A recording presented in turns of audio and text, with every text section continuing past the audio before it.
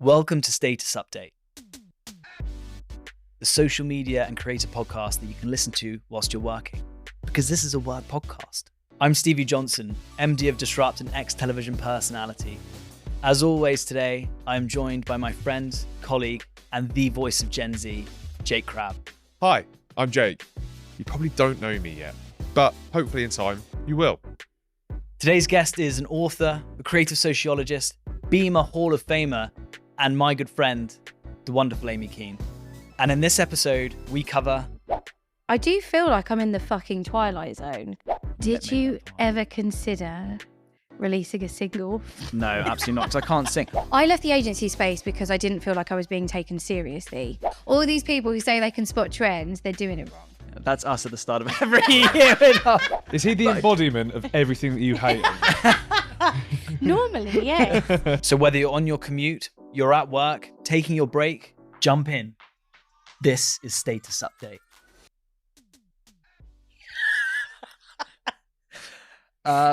We're off. We're off. Just want to say a massive welcome back to all of our listeners in the series so far, and a big thank you for staying with us. Hopefully it's been hugely insightful. You've enjoyed the conversations that we've had. Welcome, Amy. Thanks, guys. Welcome. Thanks, Stevie. Thanks, Gen Z. You're welcome. Speaking for the whole of Gen Z, you're welcome.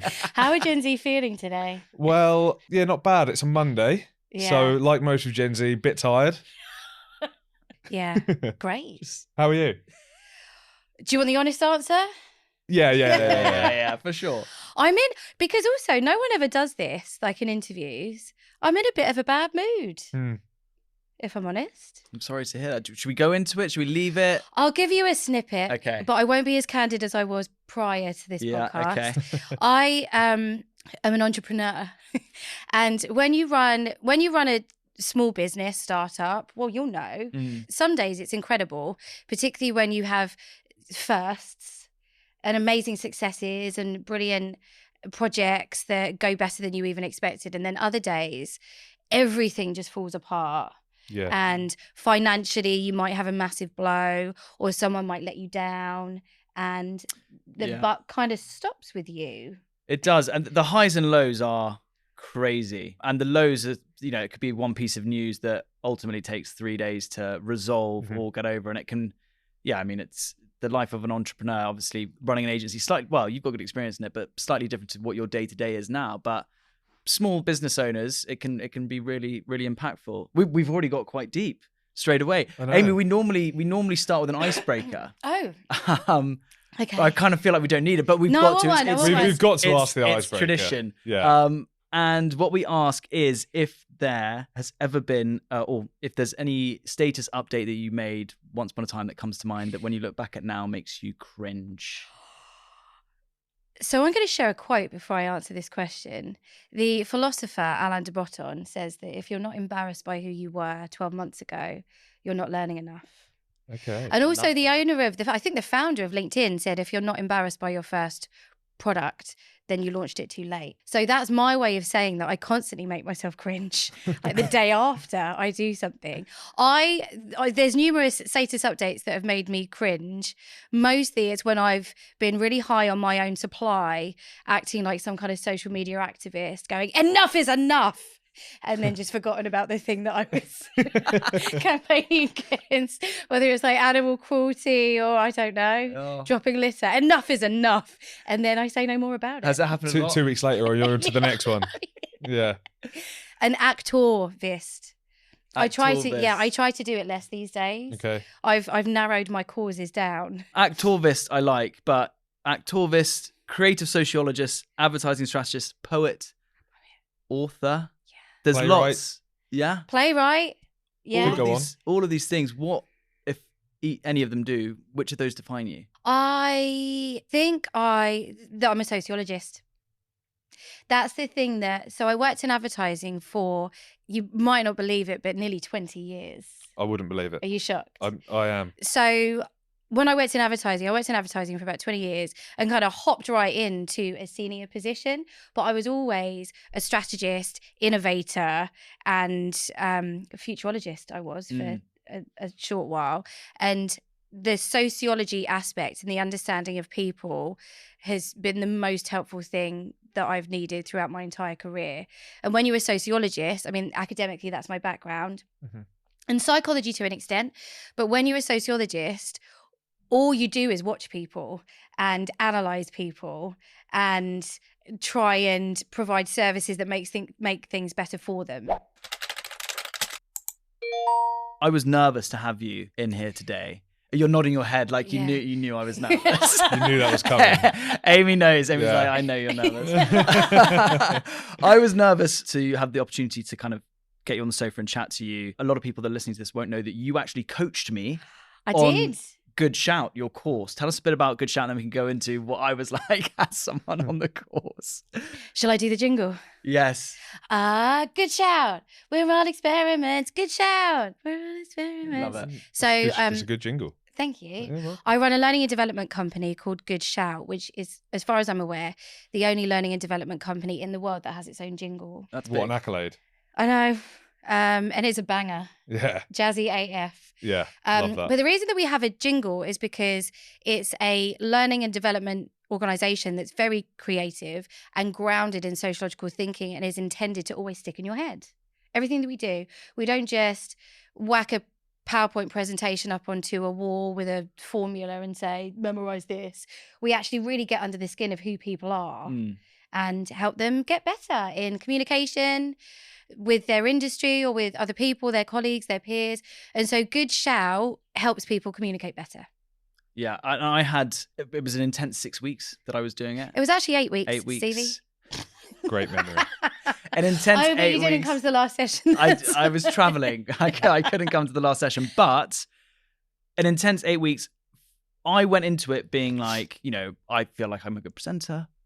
I can hold my own when I'm speaking in front of people, when I'm doing client pitches, whatever else it might be. But I felt like I learned a lot, and I could see for people as well that maybe were less comfortable, they went on a huge journey as well. And I love the main message for Good Shout. Every voice deserves to be heard. And I suppose, as you said, that comes from the sociology background. Yeah.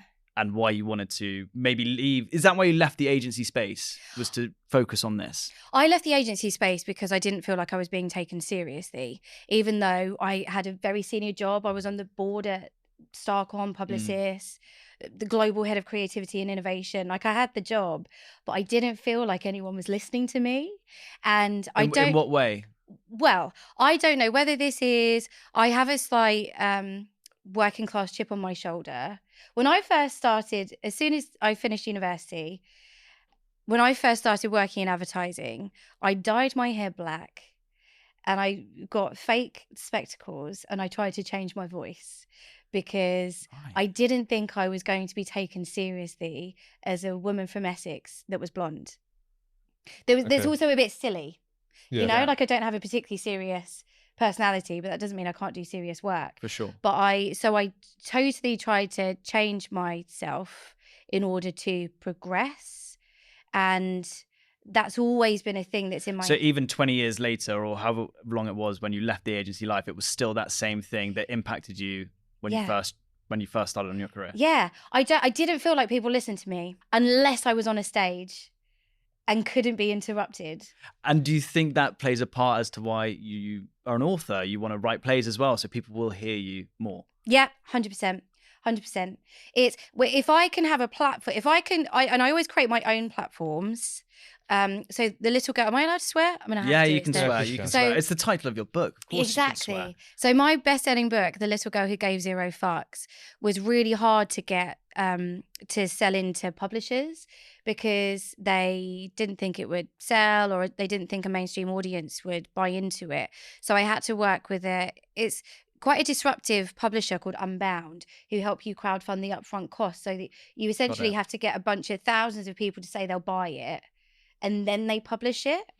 So I've always had to go to create my own platform in that sense. So you had to literally go out and convince them that, or have 1,000 people sign up, or actually pay for it. Yeah, in advance. That must be quite cool, though, that you've got that validation there about it already before it's even released. Absolutely, because also if I've worked in advertising for so long that I know what resonates, and I know it was a product, and I knew that as a product, a book for women called The Little Girl Who Gave Zero Fucks, written in an illustrative style in verse, I knew it was going to sell.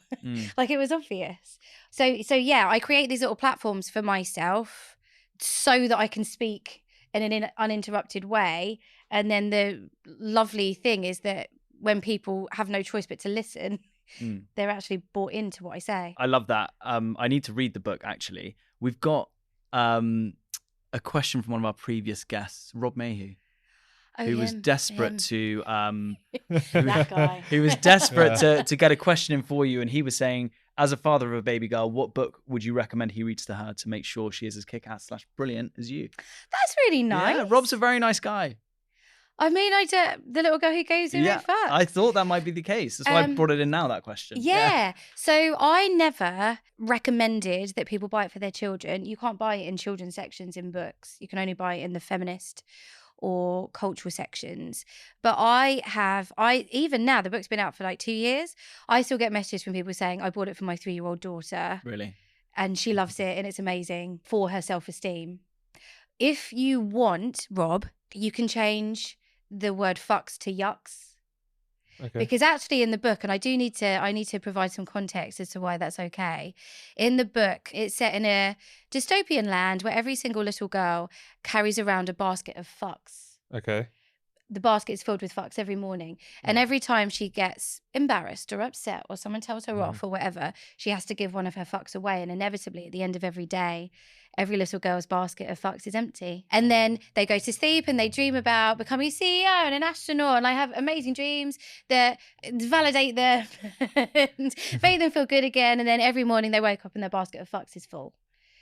And so it doesn't actually matter whether they're called fucks or yucks or... It's a special message, I believe. I mean, I've got a little boy at home, not a little girl, but I still feel like it's important for any young person to think about that. Yeah. Well, maybe for Gen Z. I mean, the point of the book is that, because what happens is the character LED Rose decides one day not to give her fucks away. What she realizes is that nothing really changes. Yeah. The only thing that changes is that she worries less and feels quite nice. And feels more confident. Yeah. And I think that it's gender neutral as a message. Absolutely. And I wonder whether Gen Z, being a lot more aware of their emotions and their mentality, might... I was going to say, I think it's definitely a message that in the world of, or the current era of, social media, people caring so much about what they look like, it is a message for everyone at that kind of Gen Z age and younger, and potentially even older, to be honest. Especially people who are like massively into the social media world, or for young professionals who are on the rise. I think it's very strong message indeed. Absolutely. And Amy, do you see storytelling, creative writing as tools for empowerment and social change, and should others as well that are creative? Our podcast is all about the future being about creators, and that's not just an influencer, that's people that write, that are activists, people that might be designers, etc. But for you, has it been that storytelling that's really helped as a tool for that empowerment and social change that you see as important? Yes, because people pay more attention to stories, and they think in stories, and they remember in stories. And it's really weird that we don't use enough stories in the business world in particular. So you'll know, Stevie, from doing the Good Shout course, which is like a couch to 5K for your voice. Particularly the advertising industry, the communications industry, given that it's about storytelling, it just speaks in mindless jargon and grandiose statements and hyperbolic nonsense without actually telling really decent stories that compel people to... I'm always surprised that storytelling isn't more part of the curriculum for education, or even when you're starting in advertising, media, whatever it is, that there's actually, companies that are and agencies that are focusing purely on the storytelling capabilities of new starters, young people getting into the space. Yeah. When we go out and try and sell our services to any type of brand, any client, it's the storytelling aspect that ultimately brings it to life and means they're going to move forward with us. And the fact that a lot of people still don't understand that, I don't want to speak for everyone, but it is it is quite shocking to me. And I think it can be as, it's amazing, looking at you, Amy, the sense that, yes, you've written the book for it, but for you to get your voice heard as well, you've used plays, you've got good shout, etc., etc. There's lots of... You've almost written your own story. Oh my God. Also, well, I will add, I can't talk about it too much yet, but we've just done a massive... The TV thing. Yeah. Yeah. So we've just done a massive 2-day learning project for a big TV company where we took 80 of their staff to a 17th century mansion in Devon. And as soon as they walked through the doors of that mansion, they entered a story. Oh. And so it was learning and development. It was training. We were training them how to have better chemistry at work, how to manage conflict, how to manage stress, all that stuff that you need. But they were in a story the entire time. It was scripted. So were they given characters and they had to... They were told that they perform? could be themselves. Okay. But everything around them from start to finish, even my role, I didn't overact, but all the facilitators, we had 20 facilitators, we had just house staff there, everyone was in character and didn't break character. Do people not... I think I could do that, but I feel like so many people must be so scared when they go into that kind of environment and be like, oh, what? I've got to be in character now, and you're dropped straight into a story. Surely people were like, I'm turning around. I can't do this. I think they were more scared of me and the repercussions. Just like me on Good Shout. Yeah, that's why. Yeah. How many people didn't come to the last kind of few hours? They disappeared traveling. No, I imagine once you've been in it for like the majority of the time, then you get super into it. But again, it comes back to bringing people out of their comfort zone and adopting the way to tell stories in a new light. I would love to know with my team how many people would be like, I'm straight into this. I'd be so up for that. I think it'd be great. I see. You know what's really interesting is I talk about up for itness at work. Yeah. And there's an amazing... I love that, up for itness. Yeah. That's a great term. It's like, I don't know how you describe it. It's kind of like a little bit open-minded, a little bit humble, a little bit creative, but just willing to roll your sleeves up and try anything. Just give it a go. Yeah, not try anything. I mean, Within a reason. But you need those people at work. And it's really interesting when you work in learning, you very quickly appreciate how many people are set in their ways. It's not that they fear change. That's a myth. People don't fear change. They fear the loss of their status quo. They fear the loss of their normality. Right. But if you have a bunch of people who have a certain amount of up for itness, it means that you can be disruptive. You can be innovative. And how do you measure that in terms of, well, let's say, for example, our team at Disrupt, I want to throw them into a storytelling scenario like that. How would I measure that up for itness? Is it just a case of being like, guys, you're doing this, are you with me on it? Or a case of, anonymously, whether they're up for it? What I do, which is, I don't want to give my trade secrets. Tricks of the trade away, yeah. But what I do, which is just an amazing litmus test for how up for it people are, when I run training on creativity and ideation and stuff, right at the beginning of the day, I ask people to write a poem. We do a thing called, I don't know if you've heard of it, automatic writing. Yeah, I used to do that at university. Yes. You just start writing. Yeah, and it's fucking amazing. When I trained to be a poet at the Faber Academy, and every single session, they insisted we had to do automatic writing for like 10 minutes. It's crazy how it gets your creative juices flowing. Yes, it gets you out of your head. So for those of you who don't know what it is, you literally just write for 10 minutes and you cannot stop. And about anything. Yeah, anything. And you always surprise yourself. For the first minute, you're like, oh, what the fuck? This is weird. 2 minutes, you start to get into it. After 4 minutes, you're like, I'm fucking, what is in there? But you you unlock part of your brain in a way, isn't it? Yes, you do. But it gets you out of yourself and it takes you to a different place mentally. So I get people to do that. Loads of people feel awkward. They're really self-aware. I get angry. But fine. It happens every time. And then I ask people to write a poem based on what they've written. And some people are like, yeah, fuck it. Yeah, okay. Other people cringe, refuse. Sometimes people shout at me. Wow. That's not up for itness. That's it's like a paralyzing level of self-awareness that's just of no use in the workplace. Something that you talk a lot about, Amy, across social is about embracing the strange and embracing the weirdness of who you are. Yeah. I feel like I've kind of got an idea of why that is now, after you said that when you joined the world of digital advertising all those years ago, you tried to change who you were. To what extent do you think someone embracing their strangeness, embracing their weird, can help them in their careers, in their creative processes, in their day-to-day? Brilliant question. There's a couple of reasons. So I have a hypothesis that the more we allow ourselves to be the weird that we naturally are, and it's different for every single person, your own weird is different to mine and yours. Yeah. Well, but we are all weird. The more that you allow yourself, give yourself permission to embrace your natural form of weirdness, the happier you will be and the more creative you will be. The former, it's just a hypothesis because I feel that way.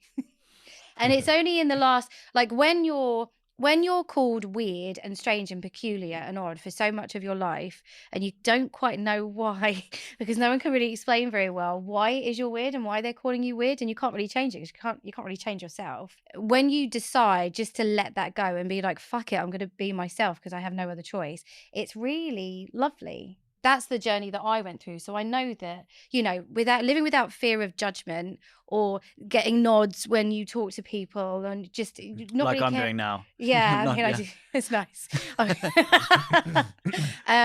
Does kind of, I don't want to be really cheesy, but it sets you free a bit. The second thing, and this is scientifically proven, is that so weird people have something called low latent inhibitions, which is an ability to live without filter and draw random associations between stimulus. You know, they have no filter in and out of their brain. And there was a study conducted by a woman called Shelley Carson in 2003 from Harvard, who found that the most creative amongst us, she did an audit of like the thousands of the most creative people on the planet. The most creative amongst us is 7 times more likely to have low latent inhibitions, i.e. they have no filter. And so it's psychologically proven that you're more creative if you let yourself be weird. Yeah.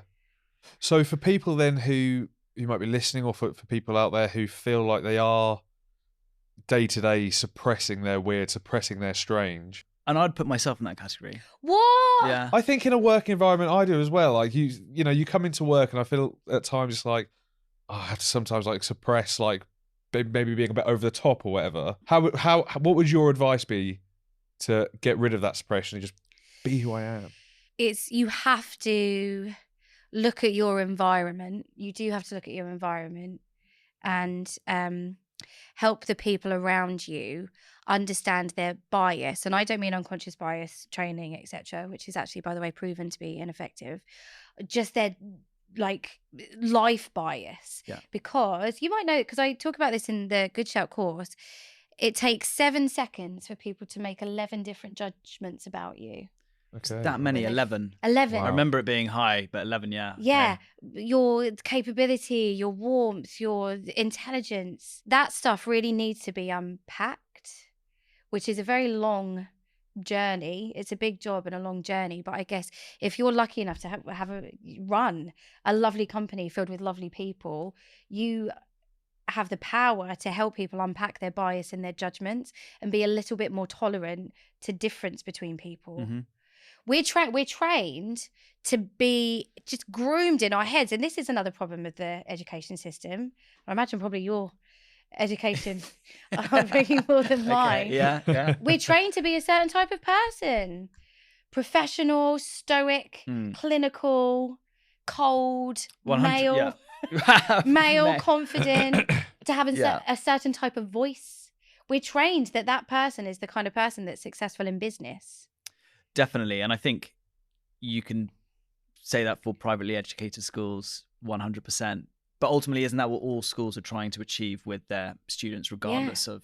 It's gross. Yeah. School is terrible, I think. but does university then... I mean, you were a lecturer at Bournemouth for a bit, weren't you? Bournemouth and Kingston. Yeah. And is it still... I guess there's more of an openness to embrace differences and change with university versus school, or is that not the case? Well, that's a really interesting, particularly, so the most recent university that I taught at, and I taught there for a year in the history of art and creativity, was Kingston. And the course was about the creative industries. And the entire premise of the course was that there were no rules. So every brief was vague because it was like, interpret it any way you want. We don't care.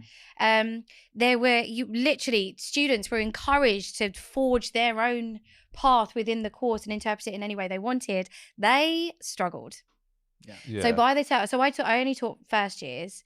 In the first 6 months, they were like, I don't know how to behave. Tell me how to behave. I need rules. I need to be told what's right and wrong. It was fascinating. Yeah, and I guess for a first year university student as well, you still need that sense of direction. You're finding your way in your first year. Yeah. So my first 6 months of university, if I didn't have any direction, I don't know what I'd be doing. What did you do? I was at Leeds and I did management and marketing. Yeah, my wife did history of art at Leeds. Oh, nice. Because you said history of art. Yeah. And that's another thing. When you study art, and particularly the history of art, you do get an amazing appreciation for weirdness and originality. Like particularly the outsider art movement, the art brut movement, which was all about being as fucking weird as you possibly can. Just gives you a really strong appreciation of how creative you can be. Yeah. If you're odd. And I suppose something that you want to get across to people, whether it's on Good Shout or anyone listening or people that you interact with, is you're never too old to embrace that weird and to change your ways in that sense. I think the older you get, the more fuck it you become. I want to kind of touch a little bit on inclusion. I know that's something that you talk a lot about, Amy. In advertising, in the media world, is inclusion something that's better than other industries, or there's still a long way to go? Is that too vague a question to ask? It's a brilliant question because it's fucking terrible in the advertising industry. Really, really bad, actually. And the problem is there's a term in psychology called self-symbolic completion, whereby talking about stuff feels almost as good as doing it. And there's a lot of talk in. Exactly. Yeah. That's why New Year's resolutions is so popular. People write long lists of resolutions because just saying you're going to do them in your head is all the kudos you give yourself is almost enough to not even bother doing it. It's like you've told yourself you're going to do it. So in your mind, you think, oh, I'm definitely going to do it. You've already celebrated a little bit. Yeah. Just by writing the list. Anyway, so that's what the advertising industry is terrible at, is talking about being inclusive, talking about providing equity to its workforce, talking about stamping out sexual harassment, etc. And everyone thinks the very fact that we've said it that's enough, isn't it? That should be enough. It's not. On the surface, if you compare the advertising industry to other industries such as finance or law, etc., on the surface, you would think that advertising would be far different to all of those industries in what they're doing. There's a couple of things about the advertising industry which are notable. So did you know that it's the most stressful industry? I didn't know it was the most stressful. It doesn't surprise me, though. Yeah. This is based on various research studies conducted over the years. More than flying a plane, more than being a doctor, advertising and media and PR, kind of all those lumped together, people suffer from more burnout, stress, clinical depression as a result of their jobs. But also, I'm going to give you an example of the lip service, the inclusion lip service that the advertising industry is just so guilty of. I think it was 2016. Was that a leap year? It's important. Yes, because it was leap year in 2000 and it's every 4 years, 16. So in 2016, there's an organisation called the IPA. I don't know if you've heard of the Institute of Practitioners. Different type of IPA that Jake's. Outing me as a boozer, thanks for that, mate. Meant to be a professional podcast. But, so the IPA got hundreds of agencies, advertising agencies, creative agencies, PR agencies, to sign a pledge saying that they would commit to, in the next 4 years, getting rid of their gender pay gap, getting rid of their ethnicity pay gap. And the initiative was called Take the Leap. Because it was a bloody leap year. They built a microsite. I think there was a logo, a press release. 4 years later, so they committed to do that in 4 years by the next leap year. 4 years later, they did their census, and the gender pay gap had gone up, as had the ethnicity. And there were less people that weren't white that worked in the industry. And they definitely weren't getting paid more. But hundreds of agencies signed that pledge. And nothing was. And when the data came out, it was buried beyond belief. There was like a teeny tiny news story in Campaign magazine or something. And have they just stopped that now then as a result of this IPA? The initiative, yeah. I believe the microsite is still there. Wow. So it's just continuing that lip service still. Yeah. So where you can go and view this page, it's still something we're committed to, but in reality, it's not. Yeah, it's just talk. And I feel like sometimes I do feel like I'm in the fucking Twilight Zone because I'm like, why do you not care? Why are you saying all this stuff and not doing it? And why do you not care that nothing's changing? I look at everything that you talk about, and there are so many important issues that need to be discussed. Everything that's just been mentioned there, trying to be more inclusive, and agencies burying the results of all this. Yeah. It is shocking. If you look at me, for example, I am privately educated, white male. I sometimes feel like, we've got a friendship, right? But am I the opposite of everything that you're trying to see happen in the industry or in work? No, I think, Is he the embodiment of everything that you hate? Normally, yes. No, I think the what the advertising industry hasn't nailed is integration. Yeah. So 12% of the advertising industry isn't privately educated. I'm one of those people. That's quite a shocking stat, actually. 12% isn't privately educated. Yeah. I actually find that really shocking. That is I'm shocking. not either. Yeah. But I thought it would have been the other way around, if anything. Well, It used to be. Yeah. Okay. So in the early days of, like, we're talking like in the 70s in creativity, it was a really working class industry. But yeah, 12%. That's crazy. I know. I think that that's fine. I mean, it is what it is. But we need to integrate better. Amy, something that we like to ask our guests whilst they're on is just what we're seeing in the future of the digital space and any trends in particular. I'm sure there's one, but that you see as impacting, how we're going to be doing our work over the next 12 months, or where you see the industry moving. Oh, well, I think it's all about the metaverse.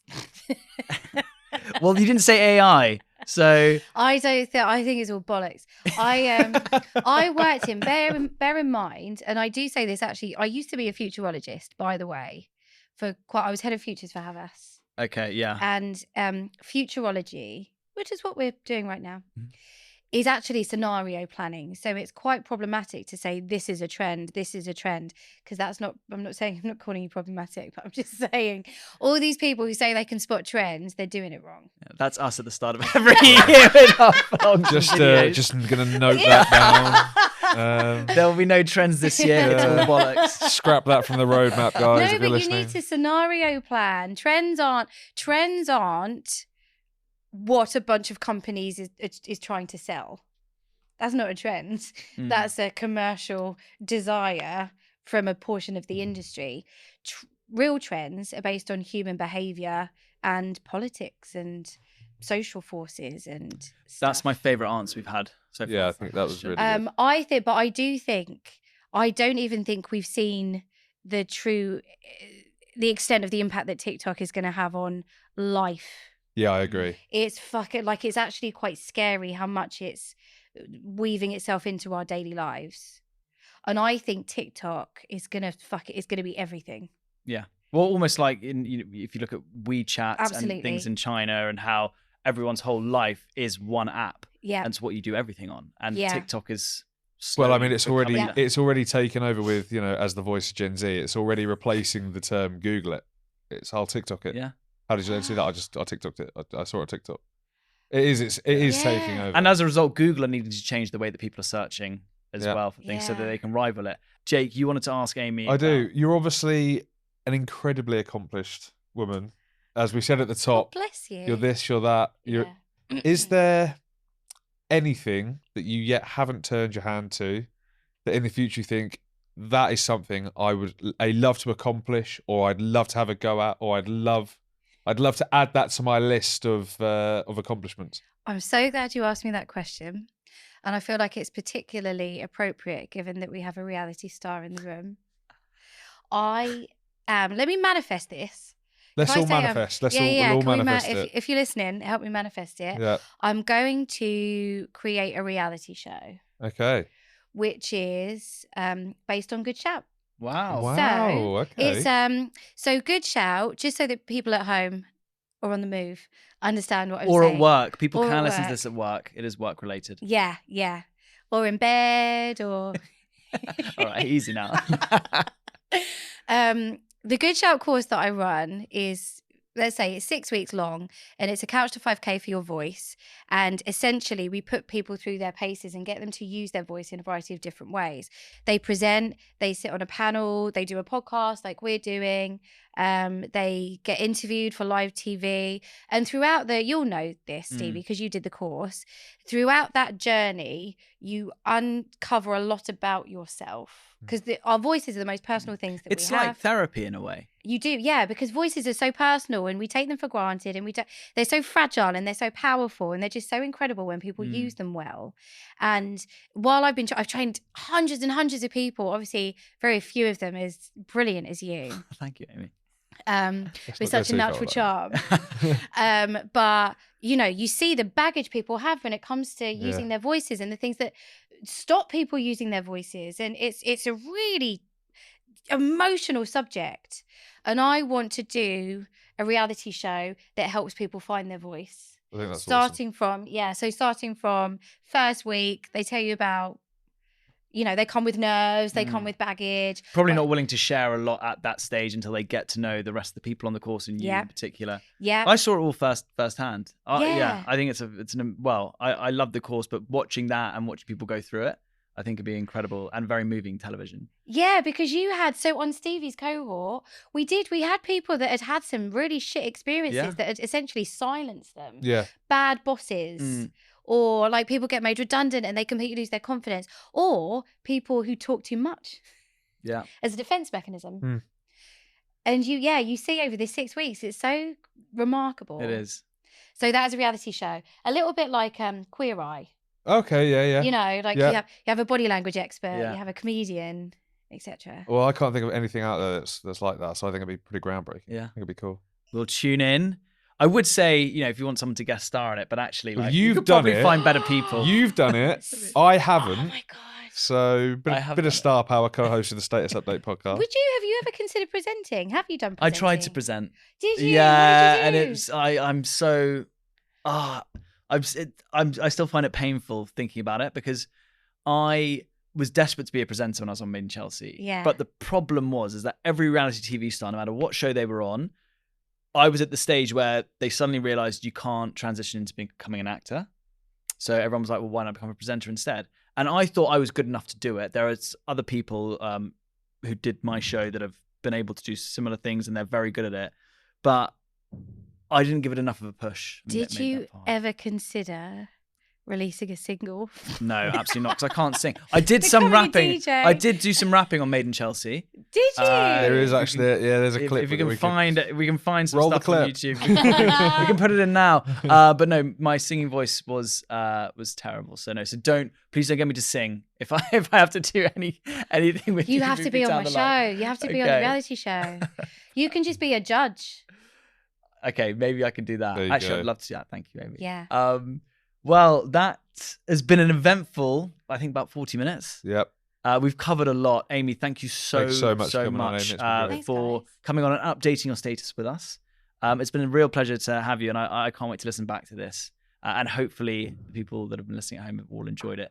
Jake's going to run us through what people should be doing now. Thanks. Guys, thank you so much for updating your status with us today. We thoroughly enjoyed embracing our strange with Amy.